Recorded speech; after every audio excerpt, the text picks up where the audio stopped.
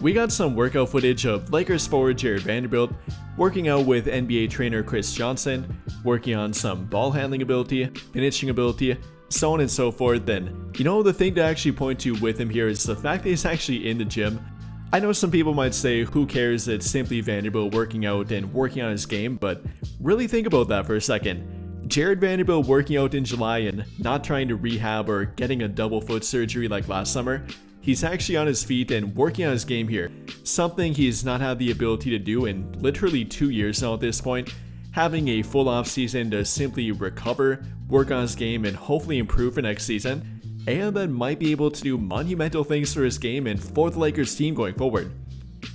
So with that in mind here, we're going to talk about what he should be working on, what he was working on here, where he might be in the rotation next season, if it's a possibility that he might be back in their starting lineup, and then on the flip side of all that, if he doesn't show improvement and if nothing really changes with Vanderbilt, if they might look to trade him, if they even can trade him for that fact, and simply what might be the outlook for Jared Vanderbilt with the Lakers team going forward, both the good and the bad with him.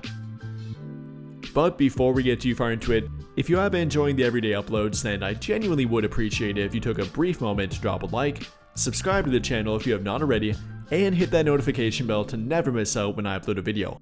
And big shout out to you guys that already do that or already have done that without me having to ask. I genuinely do appreciate it. But without further ado, let's get back to our topic and talking about Jared Vanderbilt and what he was working on in this video. Like I said, working on his handles and finishing ability. Don't care too much about the ball handling ability. Vanderbilt's mainly an off the ball player for their team and won't really do that much playmaking or any ball handling for that fact. But if we're talking about the finishing ability, that's something that he definitely could look to improve upon and definitely should be trying to improve too. Last season, within 5 feet of the rim, Vanderbilt only shot about 58% from the field, which might not sound that bad, but league average is about 63%, and Vanderbilt being 6'9" and having a 7'1" wingspan, you'd think he'd be a bit better around the rim, given the fact that pretty much every shot he takes inside the 3-point line is directly at the rim, either being a dunk attempt or a layup attempt. He's not a mid-range shooter, barely is even a 3-point shooter for that fact, so with a majority of his shots coming directly at the rim, he does need to be better than that. Can't be shooting below league average and be out there for as many minutes as he plays. Even with his great defense, he's got to show improvement, either at the rim or the 3-point line, and ideally both for that fact. And talking about the 3-point shooting with him, that's kind of the other missing part of his game on offense and something that he definitely could benefit from improving. Last season shooting only 28.1%, taking fewer than 1 per game, only making 9 of them, so obviously not too good. And after showing improvement in the 2022-23 NBA season, I thought it would be up from there for him, but like I referred to before, it's definitely not helped that he's been pretty much hurt throughout the past 2 years now.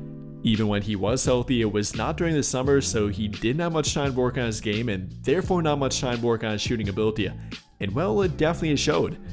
Like I said, after that 2022-23 NBA season, shooting 32.2%, even around 35% from the corner, which is nearly league average, it's all went downhill from there for him.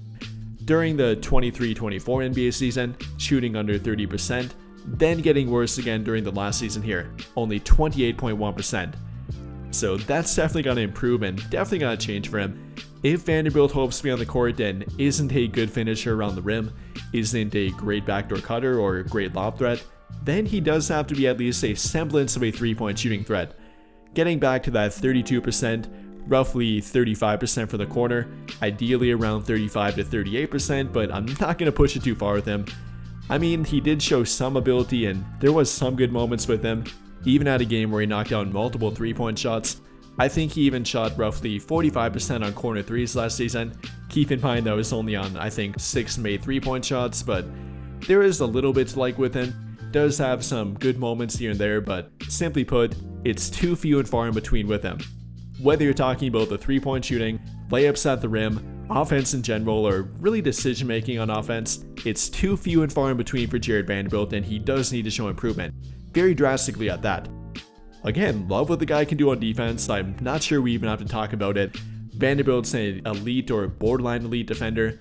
You know, the only thing I guess I would bring up here is the fact that I didn't like the way they used him on defense last season. You know, if there's one thing I like that Darvin Ham did, it probably was with Jared Vanderbilt, incorporating him as a defensive pest and letting him pick up guys full court, simply wreak havoc out there and guarding the best player on the court no matter really where they played at. Whether it was a point guard like a Kyrie Irving, for example, or a shooting guard or kind of big wing like Shai Gilgeous-Alexander, all the way up to a Luka Doncic, he would get that opportunity and he would take on that matchup, which typically would go pretty well for him. But now with JJ Redick, he kind of employed him more as a power forward and center even at times near the rim. I mean, I kind of get it, due to their lack of size after the trade deadline, trading Anthony Davis and therefore only having Jackson Hayes as a playable big in their rotation, sometimes at that. They kind of did need Jared Vanderbilt for more size down there, but again, I didn't really like it and I hope they don't try that again with him. I'd much prefer him to go back to that point of attack defender, taking on the toughest matchup and that being his primary role for their team each and every game. Though, like I said, I'm not worried about Vanderbilt's defense, simply about the way they incorporate him on defense, that's the main thing with it. But about him individually, I'm not worried about him on defense at all. Again, it really all comes down to offense and being a viable player for them on offense, not a liability at the bare minimum. That's what he's got to get back to. And yes, I do say get back to because he was a whole lot better during the 2023-24 NBA season. Unfortunately, he was hurt that year too, only playing 29 games, but he actually was a whole lot better. And during a magical 16-game stretch with him, he really had me believing that he was getting better and really showing a lot of development on offense. From January 1st to February 14th during that season, Vanderbilt averaged roughly 7.5 points per game, shooting a team-high 62.9% from the field, also a team-high 53.8% from 3, albeit on a fairly low volume, only 14 total attempts here, but still pretty good nonetheless. Then on top of that, averaging nearly 2 assists per game to under 1.5 turnovers per game, over 5 rebounds per game, leading their team in offensive rebounds per game, having the highest per game plus minus rating on their team in that time frame, and again, simply looking to be a whole lot better offensively while being that dominant and absolutely elite point of attack defender on defense too. So I'm not about to say that he needs to get back to that level and show every bit of that again. I don't think that's realistic. But if he can get back to some of it, little bits and pieces here and there, then obviously that would be a benefit to himself and their team for that fact too. And while I'm not sure he can get back to that finishing or 3-point shooting ability, I don't think that's realistic, but if you go back and watch Vanderbilt throughout that time frame, one thing he did really well and really well consistently was making timely backdoor cuts and being a whole lot more fluid in their offense. And yes, I guess it was a different offense, that being the Darvin Ham offense, which is a little bit different than the JJ Redick offense, quite a bit different at times to that fact, but in regard to the role that Vanderbilt filled then compared to right now, it's really not that different. Simply playing in either the corner, wing, or dunker spot, that's never really going to change with him and didn't really change much with him. I don't think it's entirely realistic to believe that he can't get back to that and being a whole lot more fluid within their offense, even their new offense with JJ Redick. Throughout that time frame, he definitely had some good mobility in their offense and knowing when to make the backdoor cuts. That really stood out to me when watching film on Vanderbilt in that time frame. Not only the backdoor cuts, but even with the ball directly, finding the open player and making the extra pass to then find the open teammate and keep their offense fluid and the motion actually going within it.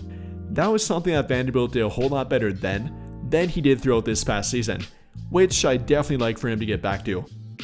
But okay, theoretical talk aside here, and apart from what he might be able to do on offense and what I hope for him to do on offense, if he can't get there and if he doesn't change at all offensively, should they or even can they look to trade him for that fact? Well, unfortunately for those that have been commenting to trade Jared Vanderbilt, they're probably not going to be able to and really probably shouldn't for his current trade value, which is without a doubt a negative trade value. Meaning if they would look to trade him, they'd have to attach an asset to simply get rid of him. And in my opinion, that's definitely not a good idea, given the fact that they can actually get something out of him. Whether or not he improves on offense, he definitely can still offer value on defense, rebounding, and simply from energy and effort alone out there. I mean, I for one would much rather keep him and not trade him with an asset, even though it might only be a second round draft pick to get rid of him and kind of salary dump him. I think they can get much more with him on their team and on the court on defense alone. The defense, the rebounding, energy and effort again, compared to trading him and offloading him to then replace him, which I don't think would be the ideal route here. So no, I don't think they can or even should look to trade him for that fact. I'm never a fan of trying to trade or get rid of a player at their lowest trade value. Often that's what the Lakers do and kind of have to do, but I'm never a fan of it, and I'm never going to promote trading Vanderbilt or any other player on that team at their lowest trade value. So no, don't go that route in my opinion. But then for one kind of final talk about Vanderbilt, and one that might seem a bit odd with him coming off a down year and an injury-riddled year for that fact, could he potentially be an option for their starting lineup? I mean, taking a look at their current roster and what we have been talking about with it, they severely lack defensive-minded players. And with their current starting lineup of Luka Doncic, Austin Reeves, LeBron James, DeAndre Ayton, and likely Rui Hachimura, where's the primary defensive option in there, either at the point of attack or on the wing? I mean, it's not going to be with Austin Reeves, it's not going to be with Luka Doncic, it's not going to be with LeBron James, so do they once again try to make Rui Hachimura fill that role, which he really can't do? And at that point, he's kind of a borderline defensive liability in that role for them, something he shouldn't have to do, but has kind of been forced to do with their team throughout the past year and a half now. So rather than trying that again, and given the fact, or I guess given the idea that they don't make a trade here to address that need for their team, which would obviously be the ideal route if they can find that kind of option for them, but if they don't and this is their team on opening day, do they maybe try Vanderbilt in there for a better defensive option, even with the poor offensive game that comes with them, the poor three-point shooting, poor decision making on offense, and sometimes being an offensive liability? Given that Luka, LeBron, and Austin can more than make up for him on offense, and not to mention DeAndre Ayton now with them, could it actually be a good idea to put Vanderbilt in there to make up for their defense and, giving them a primary defensive option which they have not had since removing Vanderbilt from the starting lineup back in the 2023 NBA playoffs, giving them a guy that can take on tough defensive matchups and be a primary defensive option again, taking away a bunch of defensive burden from Luka, LeBron, and Austin? It's up for debate here, but I'm not entirely opposed to it, given their lack of better options at the moment. And well, I think that kind of sums up the talk here with Jared Vanderbilt. The guy could be anything from a borderline rotation player for their team next season, or you could even make an argument for him to be in their starting lineup next season. That's how kind of in between it is with him. If he improves offensively, if they take better advantage of him on defense, and if he can actually stay healthy for that fact, it's kind of up in the air here with Jared Vanderbilt, but here's to hoping that he will improve and will be better for their team next season, and that they use him better for that fact too. But with all of that being said here, what do you guys think? How do you feel about Jared Vanderbilt and having the first healthy offseason for himself in roughly 3 years now? Do you think he'll benefit from it, actually take advantage of it, and come back looking better next season, both offensively and defensively? Or will nothing change with him and they eventually might have to move on from him? Let me know your thoughts in the comments down below.